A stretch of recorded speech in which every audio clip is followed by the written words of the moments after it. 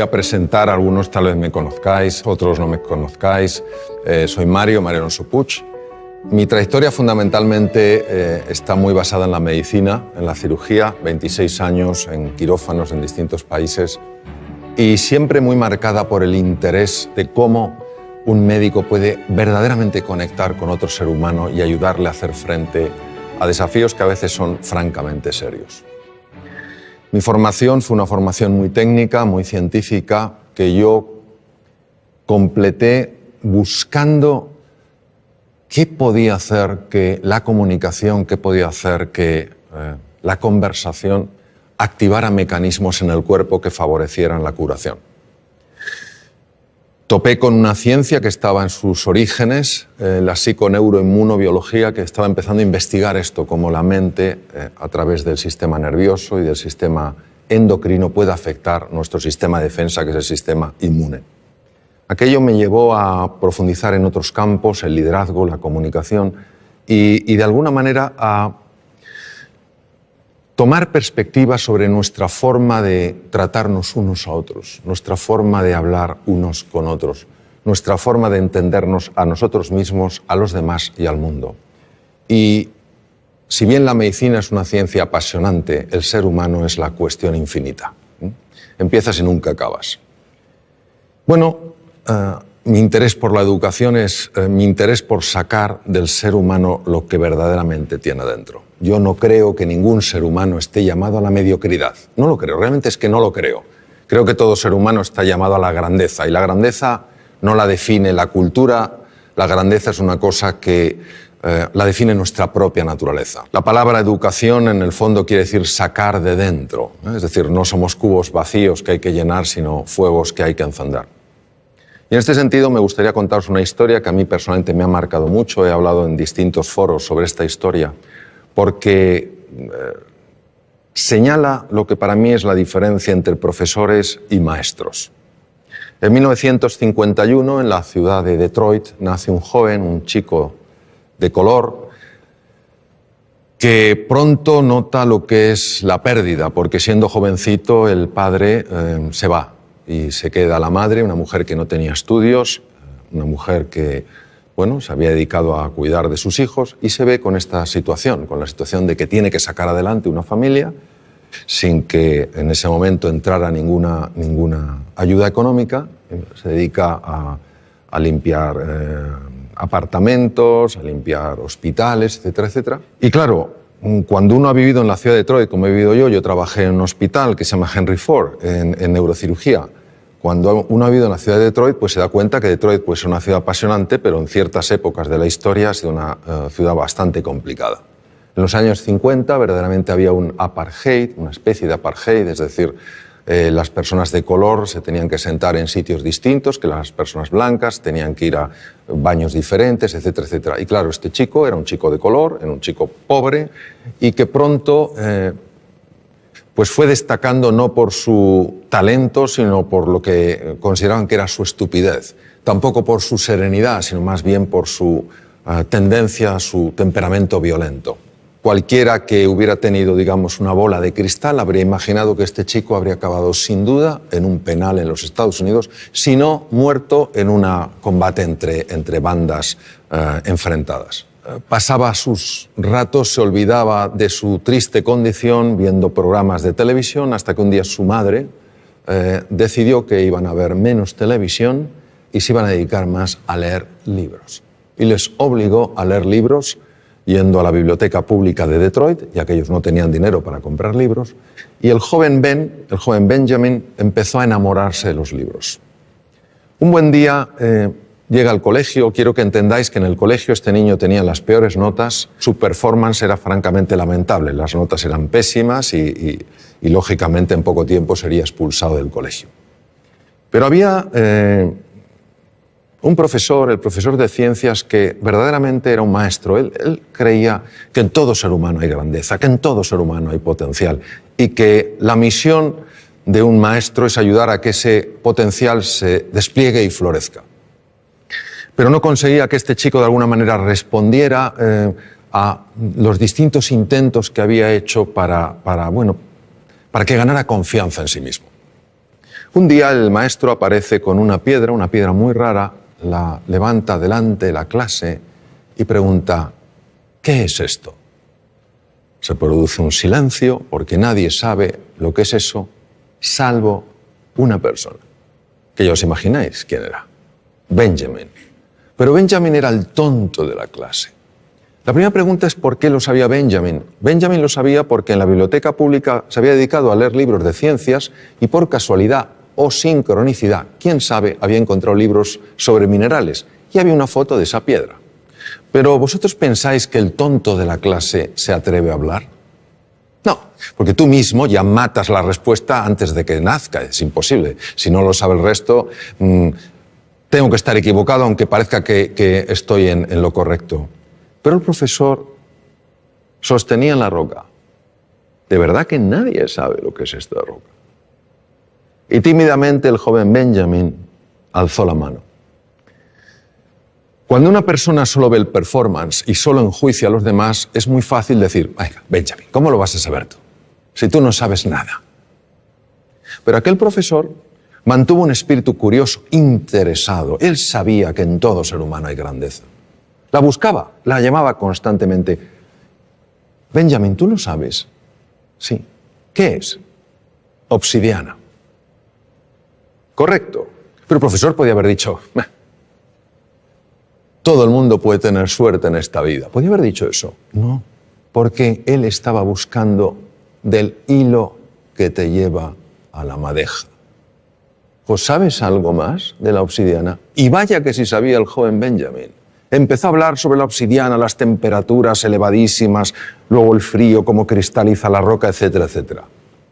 Lo que podría parecer una cosa sencilla, sin más importancia, banal, supuso un antes y un después en la vida de este chico, porque este chico recuperó la confianza en sí mismo, creyó que era posible aprender, creyó en sí mismo, creyó que a pesar de su triste cuna, por decirlo de una manera, podía tener un brillante futuro. Este chico pasó de ser el último de la clase a ser el mejor estudiante de su colegio. Hizo realidad su más profundo sueño, que era absolutamente imposible: ser médico. Se convirtió en el mejor neurocirujano infantil de la historia, profesor Ben Carson. Ben Carson en 1987 hizo una operación de separar a dos gemelos siameses unidos a nivel craneoencefálico. Todas las cirugías que se habían hecho hasta aquel momento para separar lo que se llama un cráneo pago, esta malformación craneoencefálica, todas los niños habían muerto en la mesa de quirófano. En esta operación, en 1987, intervinieron 70 profesionales de la medicina y duró 22 horas. Los dos niños salieron adelante, vivieron y estuvieron bien y sanos. Él aplicó técnicas especiales de cirugía cardíaca a la neurocirugía. A nadie se le habían ocurrido. Entonces, lo que os quiero transmitir es esto. Es un ejemplo de cómo en todo ser humano hay potencial, en todo ser humano hay grandeza. Y tenemos, entiendo, que tener esta disposición a crear espacios de oportunidad para que esas personas puedan mostrar lo que en realidad siempre han tenido y siempre tendrán, pero que no todo el mundo mostrará si no ve ese espacio de oportunidad. Por favor. Hola, Mario, soy María. María. Como educadora, creo que la motivación es necesaria para el aprendizaje. Y tú dices que hay 6 motivaciones fundamentales para una persona. ¿Podrías hablarnos de ellas?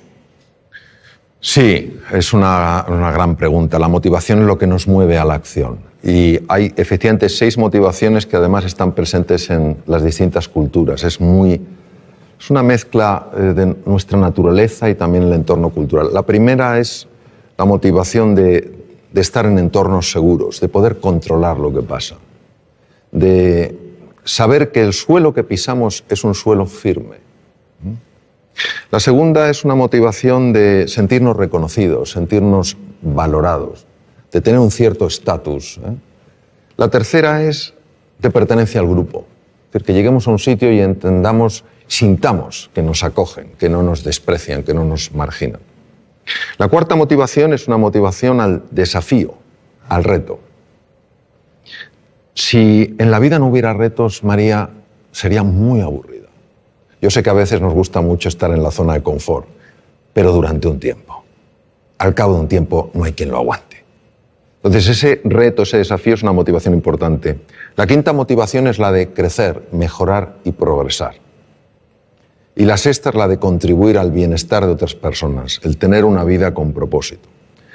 Lo más importante son las motivaciones fundamentales que nos mueven dentro de las 6. Si una persona toda su fuerza la lleva a la aventura, la lleva al descubrimiento, al reto, y sin embargo no cuida un poco la motivación de la seguridad, pues a lo mejor se puede meter en aventuras insensatas, ¿no? Entonces hay un equilibrio natural que hace que las personas nos mantengamos de alguna manera en una línea razonable. Cuando alguna de ellas toma una preponderancia o una significancia demasiado grande, es cuando podemos tener ciertos problemas. ¿Le respondí, María? A ti. Hola Mario, soy Lorenzo y soy maestro y veo que hay jóvenes en la familia y en la escuela que todavía no han descubierto sus talentos, ni siquiera saben que tienen talentos. Entonces la pregunta es, ¿cómo podemos captar esos talentos y cómo podemos potenciarlos? Fíjate, si nadie se ha dado cuenta, ni en la familia, ni en la escuela, que ese joven tiene talento, yo diría que el problema no está en el joven, está en la familia y en la escuela. Es decir, eso es lo primero que tenemos que ver, que todos tenemos la responsabilidad de buscar el talento, de conectar y de ayudarle a florecer. Pues fíjate, el talento, una forma de descubrirlo es curiosa.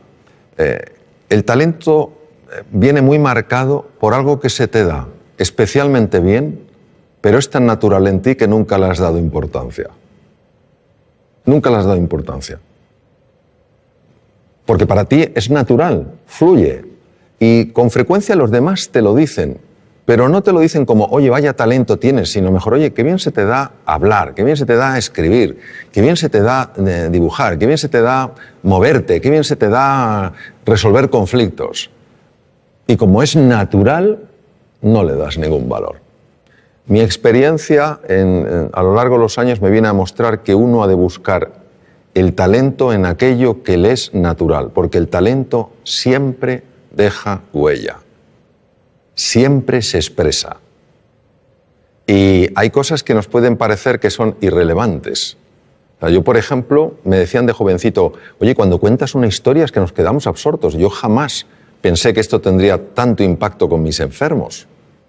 Cuando les contaba a mis enfermos las cosas, cómo íbamos a luchar juntos contra la enfermedad, etcétera, etcétera, y yo veía que se producía un estado de ánimo en ellos sorprendente, tampoco pensé que eso tuviera especial valor, ni que me dedicara luego en la segunda etapa de mi vida mucho más al tema de la comunicación, a escribir. Pues eso es lo que quiero decir, que todo ser humano tiene un talento y ese talento va dejando huellas, va mandando mensajes y tenemos que ser un poco más sensibles para entender que el talento tiene muchas formas. Y luego, por otra parte, te diré, Lorenzo, que es muy importante mirar a todo ser humano como se mira aquello que ves como sumamente valioso. De toda la conversación, lo más importante es la forma de mirar. Porque la forma de mirar tiene la capacidad de transmitir con enorme hondura cómo tú estás viendo a esa persona. Cuando tú miras a un ser humano como se mira aquello que es valioso, como somos espejos frente a espejos, esa persona empieza a reconocer su propio valor. Y en ese reconocimiento es más fácil que cualquier talento, cualquier capacidad encuentre un espacio natural para desplegarse. Yo creo que para mí eso es clave. Ver a todo ser humano como grandeza en potencia. Unos lo expresarán en mayor o menor grado, pero esa grandeza está en todo ser humano.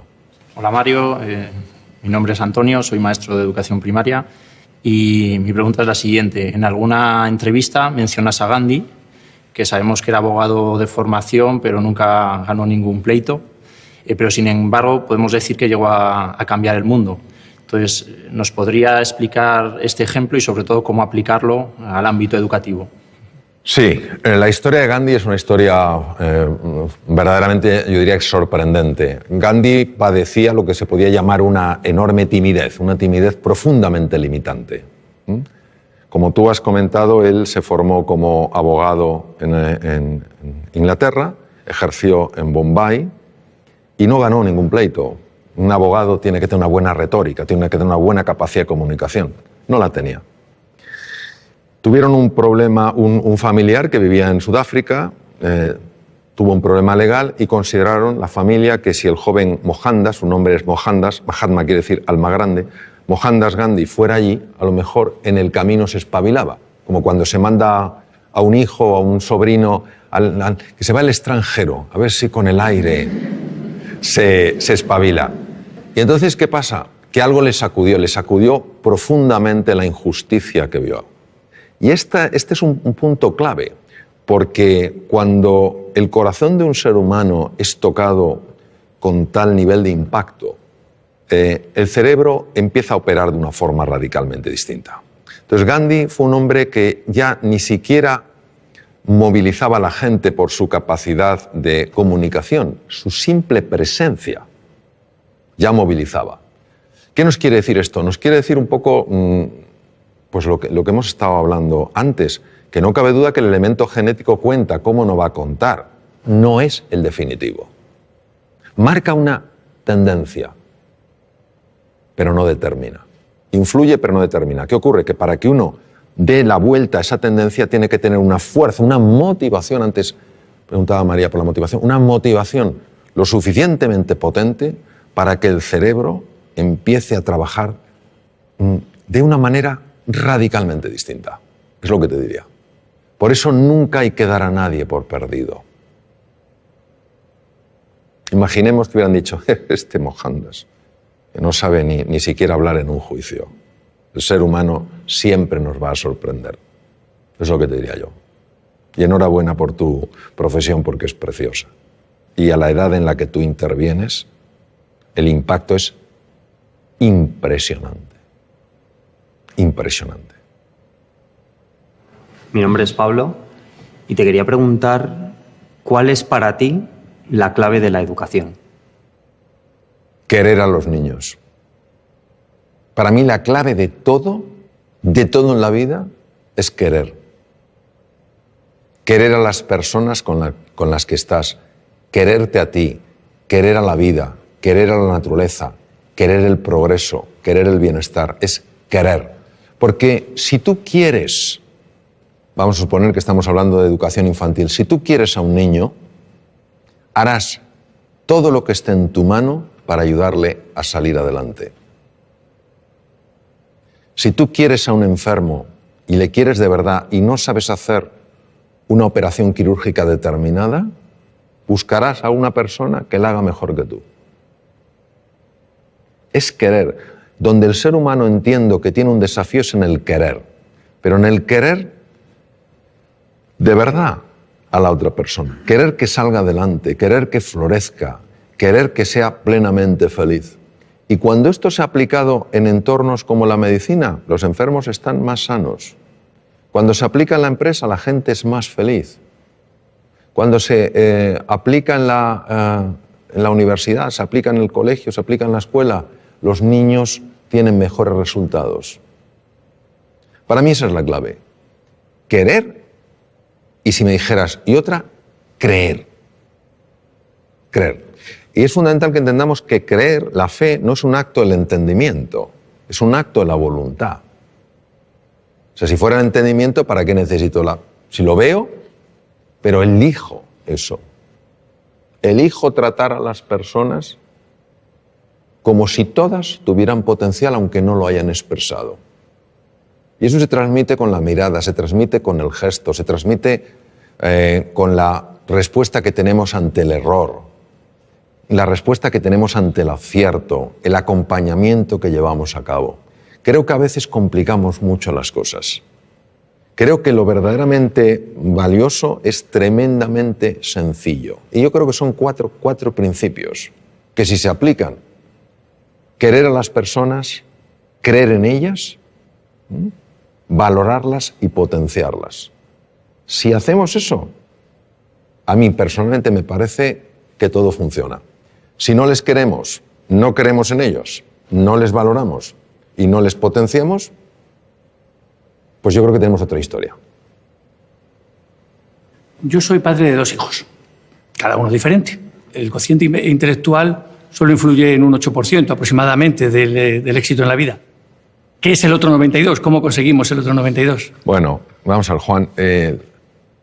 Cuando se habla de porcentajes, hay que entender que siempre hablamos de forma aproximada. Eso es como cuando a veces me dicen, oye Mario, ¿es verdad que solo se utiliza el 1% del cerebro? Digo, ¿es que acaso conocemos cuál es el 100%?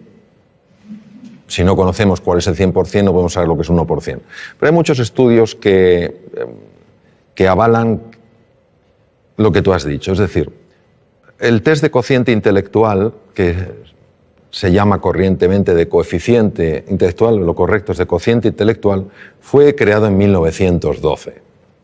Y se convirtió en aquella época, fíjate, cambió por completo la orientación que le dio el descubridor. El descubridor, el creador, quería dar una orientación para que cuando se vieran cocientes intelectuales que no correspondían a la edad, es decir, cuando la edad mental y la edad biológica no correspondían, que a esos niños se les tratara con especial afecto, con especial cariño y se pusiera a especial disposición para que subiera.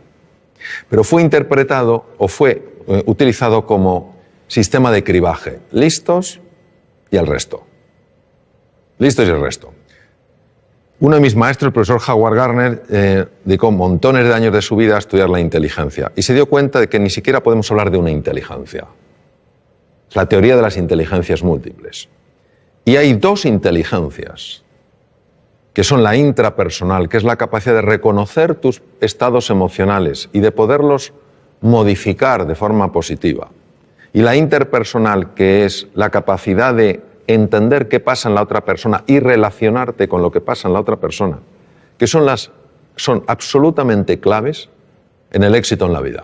Una persona que no sepa gobernar sus estados de ánimo, que un día se levante sin ganas de hacer nada y ese estado de ánimo no lo pueda alterar, o que un día tenga ira y no sepa canalizar de una manera positiva y adecuada esa ira, o tenga miedo y no pueda superar su miedo, es difícil que progrese en la vida. Una persona que no sepa entender a los demás, que no sepa resolver conflictos, pues es difícil que progrese en la vida. Pues estas 2 inteligencias no existen en el test de cociente intelectual, como no existen otras. La inteligencia musical, la inteligencia kinestésica, la naturista, la espiritual, no están. Entonces, ¿qué ocurre? Que vista la relación que hay entre éxito en la vida, un sentido amplio, a lo mejor hay que redefinir lo que es el éxito, y cociente intelectual, se ve que efectivamente un porcentaje enorme de personas que han tenido éxito, ese éxito no es atribuible a su test de cociente intelectual. Esto es magnífico porque no niega que el cociente intelectual sea importante, lo que hace es expandir nuestro concepto de la inteligencia. Entonces, sobre tus hijos. Efectivamente, tus hijos son diferentes y es maravilloso que los veas así. Porque si no los vieras diferentes, si los vieras como tú, es que a lo mejor estás proyectando en ellos tu propia forma de ser, ¿no?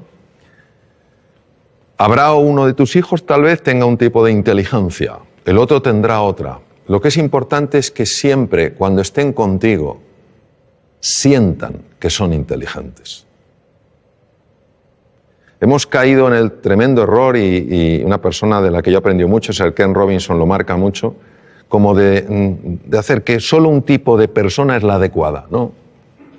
Necesitamos múltiples perfiles. Un pavo real no es ni mejor ni peor que un águila real. Entonces, cuando un hijo nota, siente que es valioso, que tiene inteligencia, que tiene una forma distinta de procesar que el otro, su autoestima no es dañada. Es que la autoestima es clave porque al final nuestra capacidad de hacer frente a los desafíos o nuestra incapacidad, la mayor parte de las veces nada tiene que ver con el mundo real, tiene que ver todo con el mundo mental.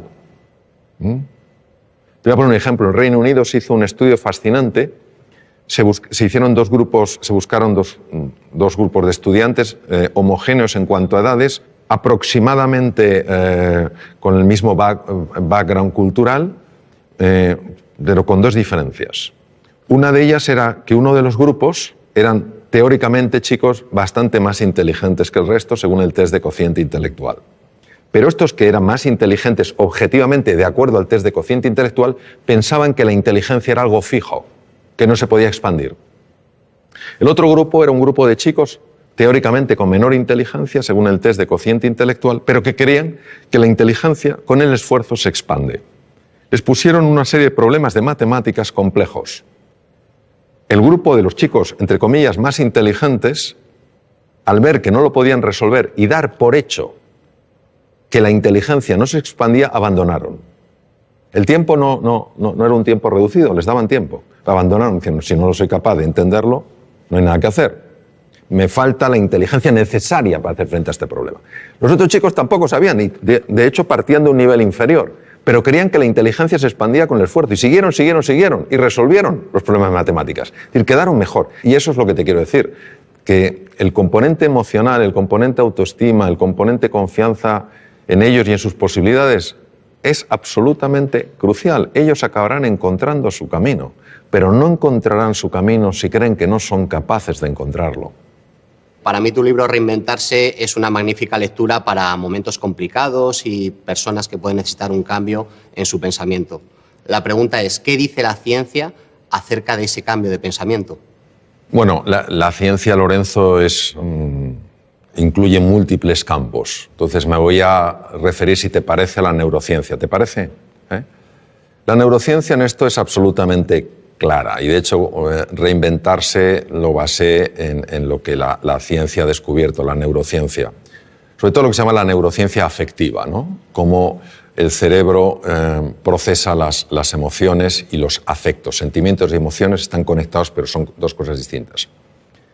Y es un tema fascinante que fíjate la envergadura que tiene, que ya nuestro premio Nobel, Santiago Ramón y Cajal, premio Nobel en 1906, ya lo intuyó. En aquella época era imposible con la tecnología del momento poderlo demostrar, pero era un hombre tan absolutamente genial en su forma de ver las cosas que él lo intuyó. Cuando dijo todo ser humano, si se lo propone, puede ser escultor de su propio cerebro.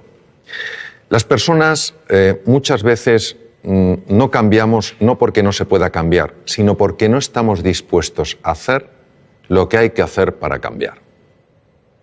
Ni tenemos el nivel de inspiración y de ilusión suficiente como para estar verdaderamente comprometidos y levantarnos después de cada caída, ni tenemos una estrategia que funcione y que podamos aplicar, ni a veces tenemos la disciplina necesaria para ir incorporando ciertas prácticas en el día a día. Cuando uno tiene la inspiración, es decir, ves una posibilidad en tu vida que dices, oye, si esto apareciera en mi vida, oye, voy a otro nivel. Cuando tenemos una estrategia que no tiene que ser ni sofisticada ni compleja, sino sencilla, estos son los pasos que he de seguir. Y cuando tú cada día te vas entrenando, es inevitable que se produzca un cambio en la citoarquitectura del cerebro. Es inevitable. Se forman nuevas conexiones, se forman nuevas vías y se forman nuevas neuronas, al menos en dos lugares. Uno no viene al caso porque no tiene, en principio, demasiada relevancia en el mundo en el que estamos hablando, pero el otro sí, que son los hipocampos. Los hipocampos, de alguna manera, no solo procesan mecanismos muy complejos en relación con la memoria, sino que también controlan unos núcleos que se llaman núcleos amigdalinos, donde está el núcleo central del miedo. Es decir, hacen que veamos las cosas con menos miedo. Todos nosotros podemos cambiar, podemos activar genes, podemos desactivar genes, podemos crear nuevas conexiones. Entonces, ¿qué nos dice? Nos dice la neurociencia que vivamos con pasión, con entusiasmo, que vivamos con fe en nosotros y en nuestras posibilidades y que estemos dispuestos a llevar a cabo el entrenamiento necesario para incorporarlo, para que pase del saber al saber hacer. Y cuando uno está con personas realmente relevantes en el mundo del deporte, en el mundo de la ciencia, te das cuenta de la disciplina que ponen en su vida. Todos los días se entrena. No hay un día que digan, no, hoy no me entreno. Se entrenan un poquito. Y eso es una maravillosa oportunidad porque quiere decir que nuestro pasado no tiene por qué predecir nuestro futuro. Si una persona quiere cambiar cómo ha vivido hasta ahora, lo puede hacer. Ahora necesita estos ingredientes. Un verdadero entusiasmo, una motivación que le genere el compromiso, una estrategia que sea razonable, no tiene que ser compleja, y una práctica constante para que al final no haya nada que creerse, porque tú mismo lo puedes verificar. Por ejemplo, yo aprendí inglés ya siendo un adolescente, y para mí el inglés era absolutamente imposible. O sea, es que no me entraba nada. Y lo que me entraba no se me quedaba. Y lo que a lo mejor se me quedaba luego no lo recordaba. Con lo cual era ultra frustrante. Y parecía que eso era un muro que no se podía romper. Sin embargo, yo tenía una enorme ilusión porque sabía que si yo aprendí inglés, yo tenía un buen expediente académico, si aprendí inglés, a mí la Facultad de Medicina me podía becar a distintos hospitales del mundo. Y eso fue mi pasión. ¿Qué estrategia tenía? Pues en aquella época, yo ya tengo mucha juventud acumulada, en aquella época había un libro que era muy básico, no había sistemas tan avanzados como el Vaughan y todo esto, había un sistema muy básico que era un manual y me ponía a leer las lecciones. 10 minutos todos los días, con esa pasión y con la ilusión de que se me quedara algo. Y pasó un año, me presenté al primer examen y claro, ellos me preguntaban en inglés y yo contestaba con el libro. Entonces, claro, se me acaba diciendo, pero este hombre nos contesta una cosa distinta. Pero es lo que yo tenía. Entonces, claro, pero yo seguí y al año y medio se me abrió la cabeza y empecé a absorber el inglés como si fuera una esponja marina. Hoy casi me manejo también en inglés como en español. Entonces, lo que te quiero decir es que si fui capaz de romper ese muro partiendo de la incapacidad absoluta de entender, o sea, no es que para mí el inglés fuera difícil, es que era imposible. Pero que necesité una inspiración. Estuve 2 años, 10 minutos todos los días, de forma ininterrumpida, ni siquiera cuando me dolía la cabeza, estuve enfermo con gripe, catarro, etc., nunca lo dejé. Entonces, claro que se puede cambiar, ahora estamos dispuestos a hacer ese esfuerzo, pero tiene que ser algo realmente ilusionante. Y ahí, obviamente, hubo un cambio en la estructura cerebral clarísimo, porque si no es incomprensible. O entre medias me hicieron un trasplante cerebral y yo no me enteré. Es también una posibilidad. Hola Mario, soy Adelaida. Como madre de 2 hijas, nos ocupamos en casa de decirles que son queridas. A pesar de que no se coman toda la comida que tienen en la mesa, a pesar de que cometan equivocaciones, incluso a pesar de que discutimos y peleamos. El caso es que tienen dificultades cuando se enfrentan a situaciones nuevas. Entonces, ¿cómo podemos hacer nosotros como padres para ayudarles a que se enfrenten a esos miedos? Pues viendo que nosotros nos enfrentamos a los nuestros. ¿Sabes lo que pasa? Yo también tengo 3 hijos y resuena mucho conmigo o resuena mucho en mí lo que dices tú. Es difícil que los hijos aprendan valentía de los padres, porque les queremos tanto que nuestro miedo a que les pase algo, nuestro miedo a que sufran, nuestro miedo a que lo pasen mal, hace que muchas veces tomemos una actitud hiperprotectora. Y a veces son amigos suyos, otros familiares, los que dicen atrévete, prueba esto, etcétera, etcétera. Entonces, yo te diría, en relación a tu pregunta, es decir, como madre, ¿qué puedes hacer? Bueno, en primer lugar, entender que es normal que nuestros hijos se den golpes, es normal que nuestros hijos experimenten frustraciones y es normal que experimenten dolor, si no, no hay crecimiento. Y a veces los tenemos un poquito entre palmitas, como que no le pase nada, no vaya a sufrir. No. Yo lo que te diría es que hagas 3 cosas. Lo primero es valorarles. Tú ya les estás valorando. Les valoras como personas. La segunda es desafiarles. Es importante que les desafíes para que ellos crezcan. Y la tercera es acompañarles. Es decir, que muchas veces no se sientan solos en el desafío. Hay desafíos que verdaderamente para todo ser humano y en unos niños el que corresponde a su edad, da mucho miedo. Si se sienten acompañados, lo cual no quiere decir llevarles de la mano, si se sienten acompañados se atreven mucho más. Yo haría esas tres cosas, sencillamente valorarles, desafiarles y acompañarles. Y luego dejar que la naturaleza obre. La realidad y el mundo real, al menos como yo lo veo, es mucho más benevolente que el mundo mental. El mundo mental nos monta unas historias. Yo creo que es experiencia de muchos, si no de todos los que estamos aquí, como cuando alguna cosa nos ha dado miedo y hemos dicho, tengo que hacerlo, y lo hemos dicho, pero si no era para tanto. Si no era para tanto. El miedo tenemos que verlo no como un oponente, sino como un compañero imprescindible para crecer. Cuando una persona siente miedo, estamos hablando de los miedos habituales, no estoy hablando de ante el depredador. Cuando una persona siente miedo es porque está tocando las barreras, los límites de su zona de confort. Y esa es la llamada para estirarse. Esa es la llamada para crecer. Toda la magia está fuera de la zona de confort. Todos tenemos miedo. En una ocasión, un piloto, hace muchos años, en norteamericano, los mejores pilotos de Boeing 747, los Jumbo, le preguntaron qué sentía al despegar con 400 pasajeros. Y él dijo, miedo. Y el que entrevistó dijo, Dios mío, ¿pero cómo puede tener usted miedo? Así que dijo, no, yo tengo miedo, que no es lo mismo que el miedo me tenga a mí. Cuando yo tengo miedo, tengo un nivel de atención, un nivel de alerta, un nivel de eficiencia que no tendría si para mí fuera algo banal, estaría mucho más despistado. Ahí estoy atento. Pero el miedo no me tiene a mí, es decir, yo no estoy en pánico.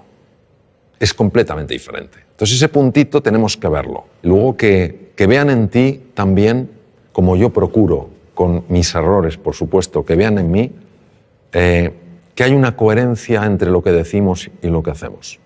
Porque al final nuestros hijos no van a hacer lo que les digamos, van a hacer lo que vean. Hola Mario, mi nombre es Fernando y soy director pedagógico en un colegio. Mi pregunta está relacionada con el micromundo que es siempre un aula.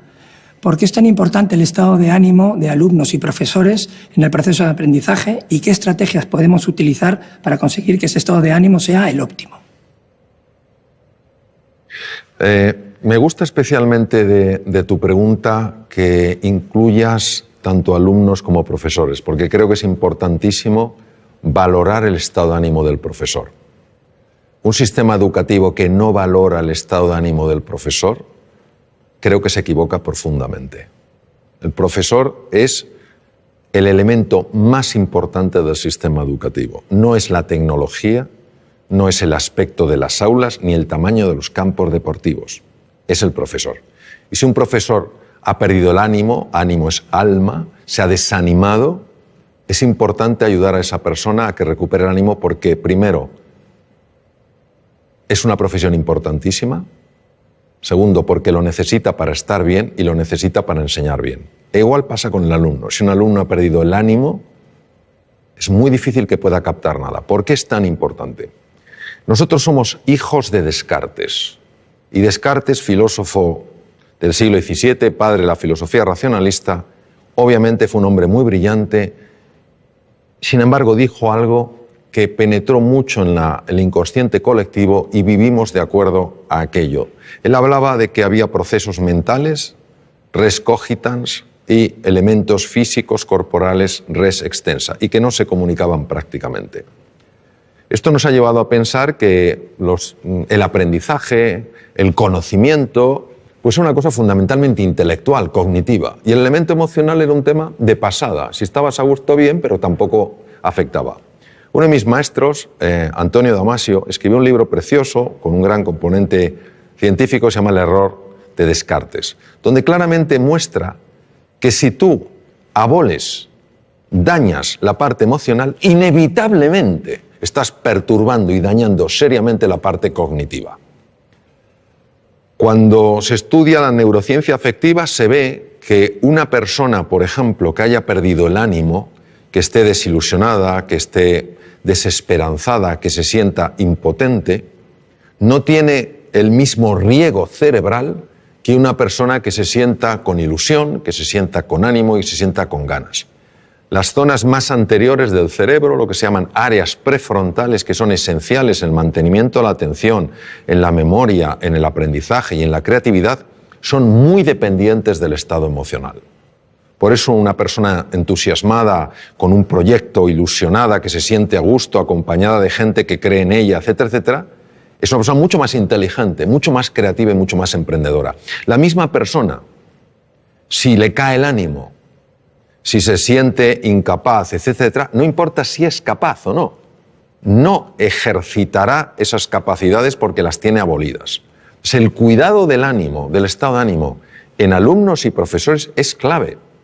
Entonces, a veces nos embelesa la tecnología. Y está muy bien la tecnología. El elemento esencial siempre será el profesor y su relación con el alumno. Siempre, afortunadamente, será un elemento humano. Esto será insustituible. Entonces, por eso me parece clave. Cuando uno sabe que esto es importante, lo puede cuidar. Entonces, ¿qué se puede hacer? Lo que se puede hacer es, sencillamente, crear un espacio de verdadera escucha donde las personas, sin ningún tipo de miedo, puedan transmitir lo que sienten y lo que necesitan, y no tener que ocultárselo. Y si un profesor dice, he perdido el ánimo, es importante creer en esa persona, valorarla, desafiarla y acompañarla a que lo recupere.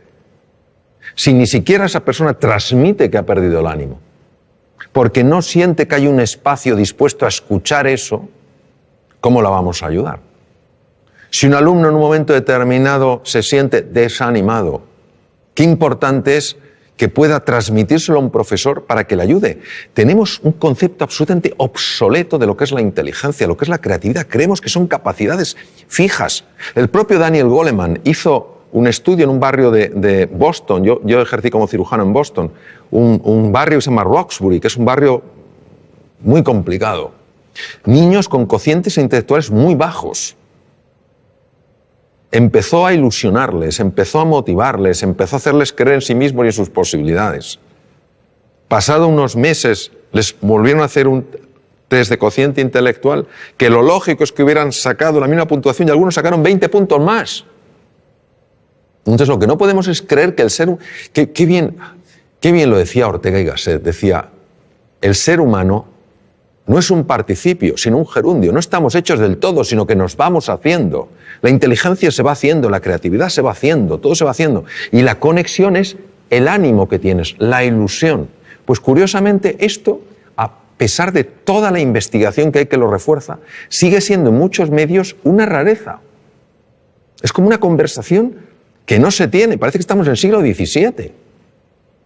Que hemos avanzado mucho tecnológicamente, pero no tenemos el tipo de conversación que a lo mejor podríamos tener para tocar temas de esta envergadura. Y no hay nadie que no tenga momentos con el ánimo caído y necesite que alguien le ayude a levantarlo. Si lo podemos expresar con confianza, si podemos abrir nuestra vulnerabilidad sin sentirnos en peligro, es que todos ganamos. Eso es lo que yo te diría. Hola, Mario. Me gustaría que nos contaras algunas técnicas, consejos o pautas que transmitir a nuestros hijos cuando se ponen nerviosos ante un examen. Esa situación de estrés, de nervios que vivimos, ¿cómo manejarla? El estrés es un campo muy amplio y de gran calado. Entonces, yo lo que te diría es que la razón por la que nos ponemos nerviosos la mayor parte de las veces no es por el hecho en sí, sino por la historia que nos estamos contando acerca del hecho. Es decir, hay un examen y esto obviamente es una prueba. Vamos a ver, si no tienes ni idea del contenido, es normal que estés nervioso. Es decir, pero eso ni lo estamos considerando aquí. Es decir, una persona que se va a un examen y no ha estudiado nada, le puede decir, ponte a hacer un poco de mindfulness. No te va a venir la ciencia infusa. No te va a venir la ciencia infusa. O sea, no te van a venir la ciencia infusa. Entonces, estamos hablando de una persona que por lo menos ha hecho un esfuerzo, tiene un cierto conocimiento del contenido y lo que quiere es expresarlo bien. ¿Por qué se pone especialmente nerviosa esa persona? Por lo que se está contando a sí misma. Hay un diálogo interno que es absoluto ruido mental que está diciendo, anda que si sale la pregunta que no te sabes, anda que si no lo escribes bien.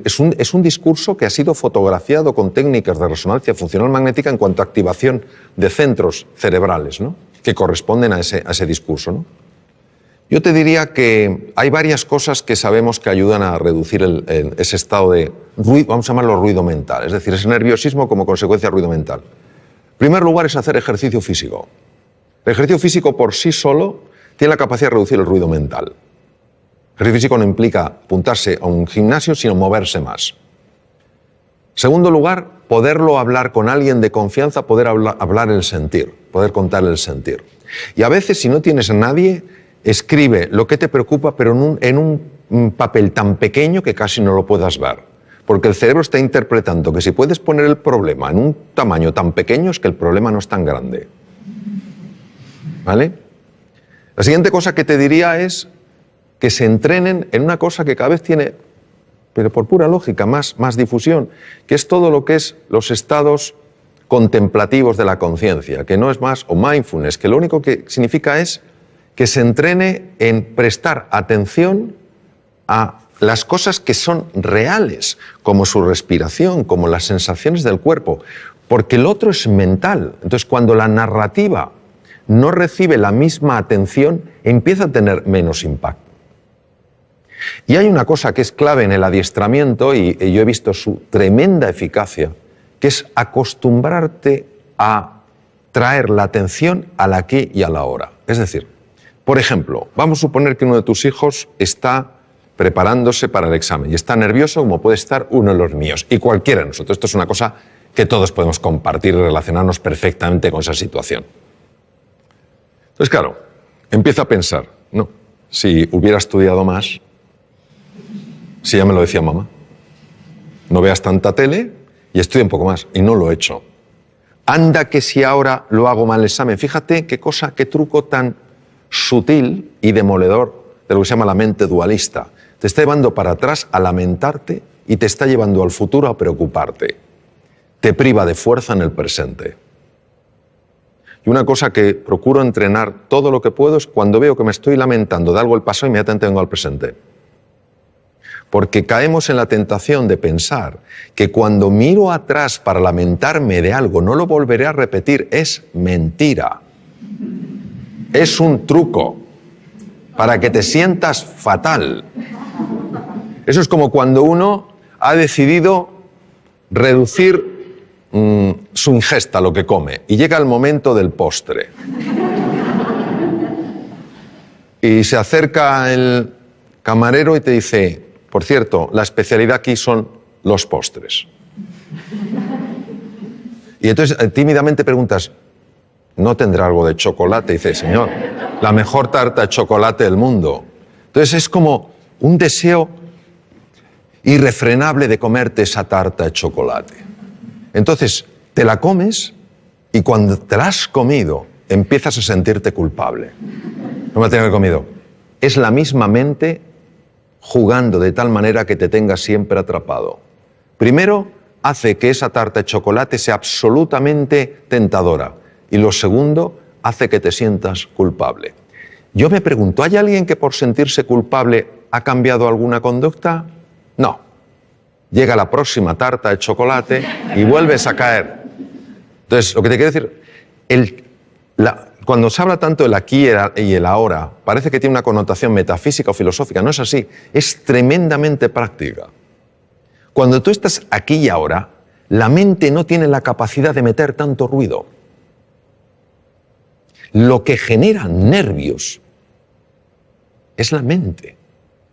Pongamos el ejemplo de un opositor. Este sí que es un examen donde una persona se juega 3, 4, 5 años de estudio, 13 horas diarias, saliendo como mucho un día o medio día a la semana, y hipotecando toda su vida profesional a ese examen. 300 temas, se lo sabe. Llega, le dan al bombo, tema 120 y se queda en blanco. Se retira, se levanta la silla, se va y justo le sale el tema 120. ¿Se lo sabía? Sí. ¿Por qué no ha salido? Porque la narrativa ha empezado a decirle, nunca serás notario. Ese es el problema. Es un entrenamiento. Porque hay que ir en contra de un condicionamiento mental previo.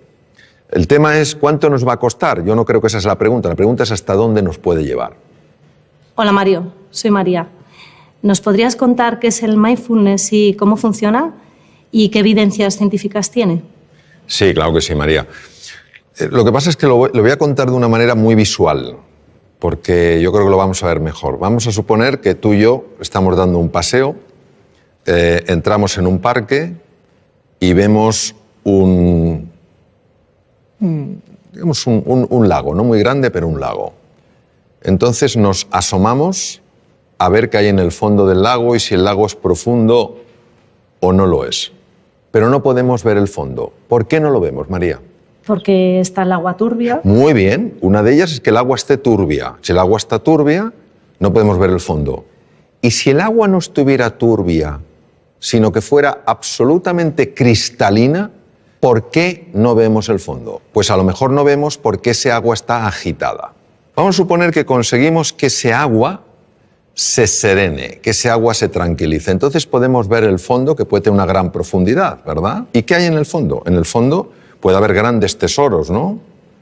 Me permito recordar que algunos de los mejores tratamientos oncológicos que hay en la actualidad se han obtenido de esponjas marinas. Hay grandes tesoros, grandes oportunidades, y también podemos ver cosas pues que no tendrían que estar ahí, plásticos, basura en el fondo del mar que está haciendo daño a la naturaleza, ¿correcto? Eso es lo que hace el mindfulness. Nuestra mente está agitada y como está agitada, no vemos nuestro potencial ni tampoco vemos aquello que nos está lastrando. Cuando conseguimos que ese agua, esa mente se serene, empezamos a ver cosas en nosotros y a experimentar sensaciones y a experimentar realmente descubrimientos, revelaciones, en el sentido de cosas que estaban veladas y se ven, que tienen un poder transformador en la vida. Y también empiezas a ver aquellas cosas que no habías visto de ti y que realmente te están haciendo la vida difícil. Y a veces, para poder limpiar un poco el agua, hay que descubrir dónde está la suciedad. Esto es lo que permite el mindfulness. El mindfulness es un ejercicio puro de la atención para serenar esa mente que por razones que todavía no conocemos está agitada.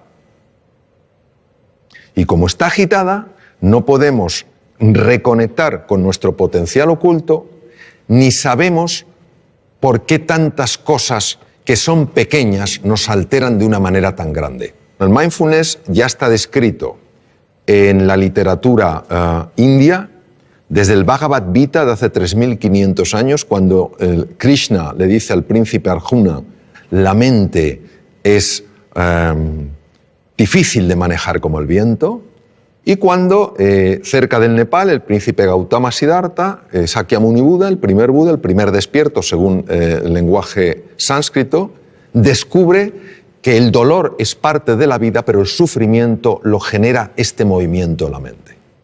Y que la forma de combatir ese sufrimiento es estabilizar la atención, alejándola de esa narrativa, de esa rumiación constante, de ese ruido que nos impide reconectar con lo que somos. La evidencia científica, pues mira, la evidencia científica es aplastante.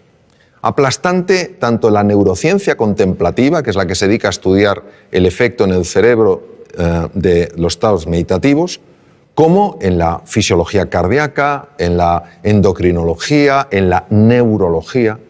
Es que, fíjate, detrás de muchísimas enfermedades, por no decir de todas, hay un factor que puede pesar más o menos y que es la ansiedad.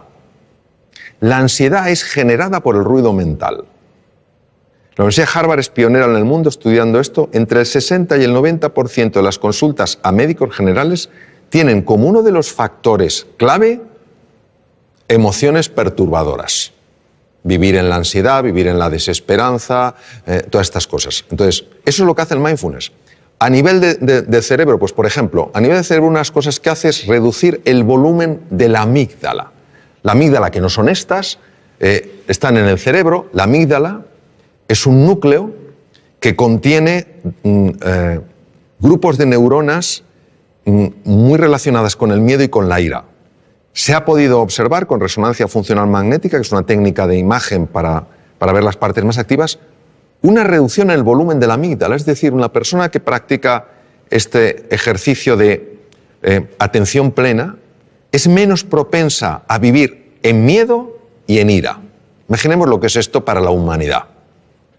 En segundo lugar, se ha visto un aumento del tamaño de la corteza prefrontal del lado izquierdo, que es muy importante, por ejemplo, porque tiene un enorme impacto en el sistema de defensa del cuerpo, el sistema inmune. Otra cosa que se ha visto es que un sistema que se llama sistema red neuronal por defecto, que es la que hace que estemos distraídos, empieza a amortiguarse, y otra red, que se llama red ejecutiva central, es mucho más activa, es decir, favorece que te des más cuenta de lo que pasa. Esto es importante, por ejemplo, para reducir la incidencia de accidentes. Se ha observado, por ejemplo, cambios en el sistema de defensa, en el sistema inmune. Gente que ha practicado mindfulness sin tener experiencia previa en absoluto, durante 5 días a la semana, a lo largo de 2 meses, 20 minutos cada día, han tenido aumentos entre el 12 y el 20% del sistema inmune. Alguien dirá, pues eso no es mucho. Ah, que te suban el sueldo un 12, un 20%. Mirad lo contento que te pones. Claro, una subida de un 12%, un 20% del sistema inmune es que no te cojas una gripe, o no te cojas un catarro, o si estás lidiando con un tumor, que tu cuerpo sea mucho más agresivo. Mejoras en el tubo digestivo. Te voy a contar una cosa que es alucinante. A mí me lo parece. El tubo digestivo controla el 80% del sistema de defensa del cuerpo. Está ahí. El tubo digestivo constituye otro cerebro, complejísimo, con 500 millones de neuronas. Cuando una persona está súper tensa, cuando una persona está llena de ansiedad, empieza a producirse el paso de sustancias feas, quiero decir, nocivas, desde la luz del intestino delgado y a veces del colon, a la sangre, y pueden dar lugar a procesos inflamatorios generalizados que ya se están empezando a relacionar como uno de los factores, uno solo, que podría tener su conexión con el Alzheimer, por ejemplo. Hace más difícil el control de la glucosa. Es alucinante. Entonces, cómo el mundo emocional, perturbado por una mente agitada, acaba afectando todo el cuerpo. Hay estudios, por ejemplo, la aplicación de mindfulness a personas que están diagnosticadas de esclerosis múltiple, que es una enfermedad degenerativa del sistema nervioso, y se reduce la aparición de brotes, evoluciona por brotes. Son menos intensos. Se está aplicando un montón de cosas, es decir, y además por centros tremendamente serios, donde la investigación no es cuestionable ni anden buscando especiales resultados, sino que están muy bien controlados.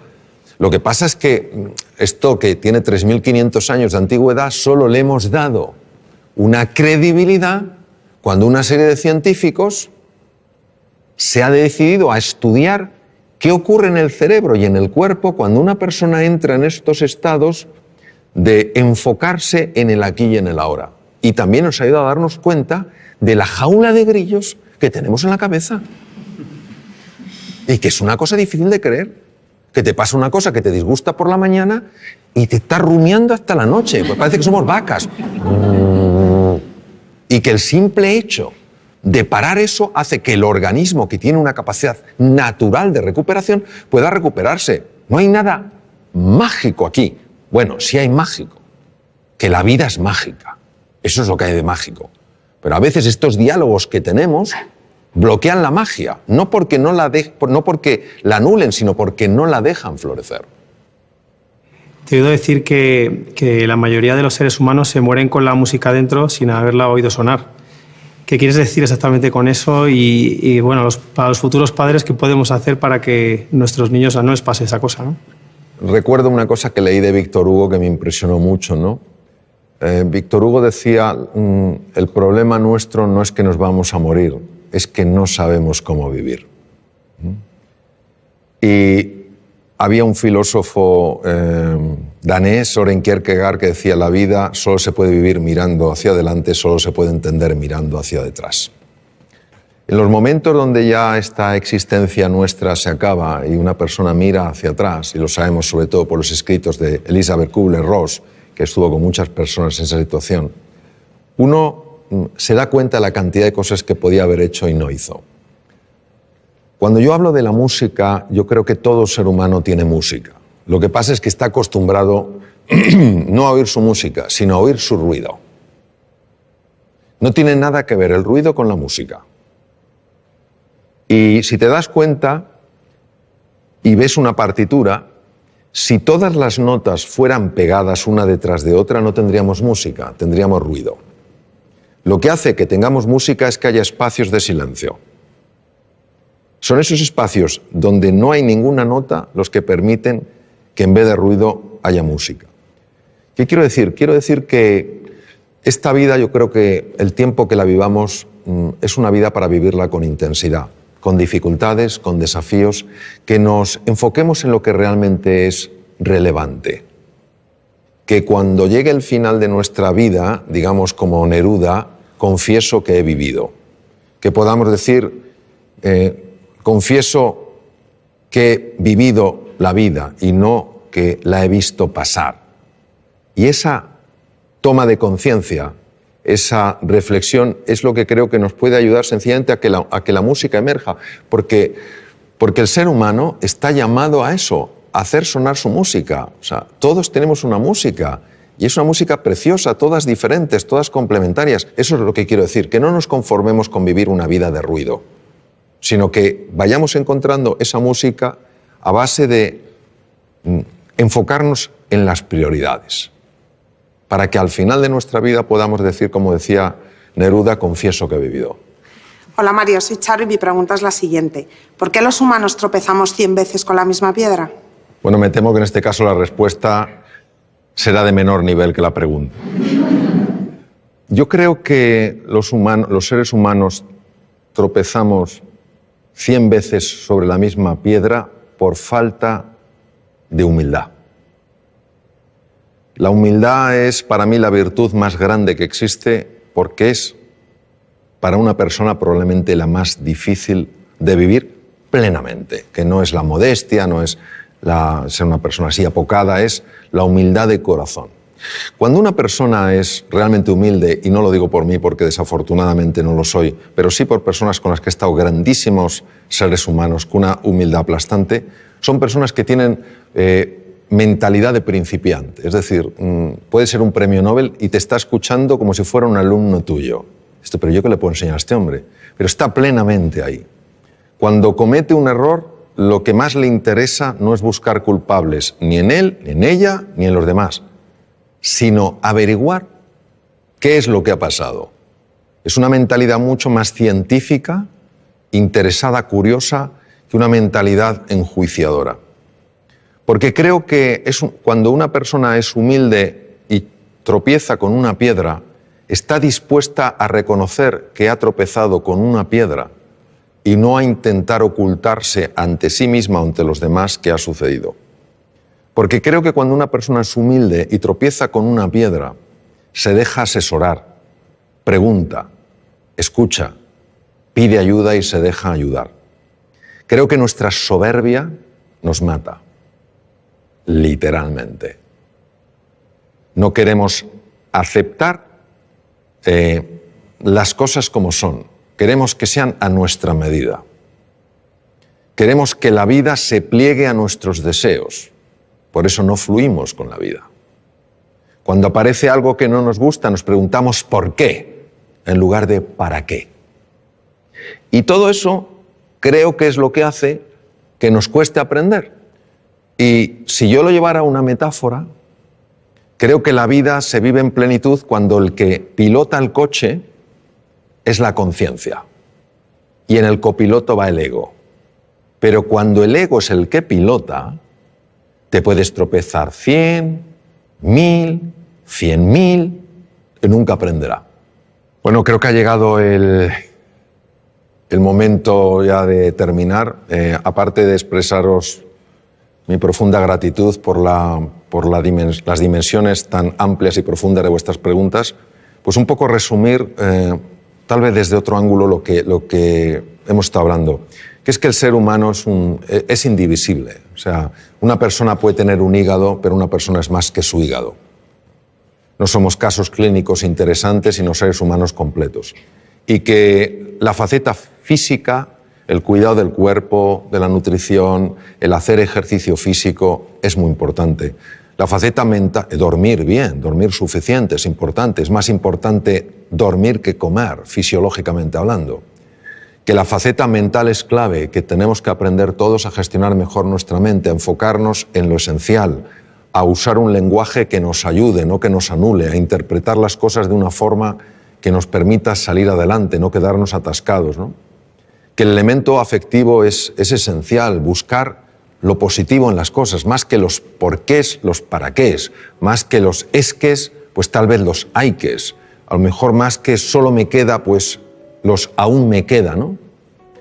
Y que luego hay una dimensión espiritual en la existencia humana que es muy importante y que nos abraza a todos, que es la vida con propósito, es decir, que nuestro propósito no es solo experimentar la felicidad, sino ayudar a otros seres humanos también a ser felices. Decía Martin Buber, un magnífico filósofo alemán, decía que se puede vivir como si fueras el centro de una circunferencia o se puede vivir como si fueras el centro de una elipse. Qué bonito, porque la elipse tiene dos centros, tú y yo, y así es como se construyen nosotros. Yo creo que todos en la dimensión espiritual lo que estamos llamados es a construir un nosotros, ayudarnos en este viaje fascinante que es la vida, en nuestras distintas facetas, y que la educación, se valore o no, es increíblemente valiosa. ¿Cuántas cosas no tendríamos que padecer si las hubiéramos aprendido a edades más tempranas? ¿Cuántos conflictos no surgirían si los hubiéramos aprendido a resolver en un entorno escolar cuando éramos más jovencitos?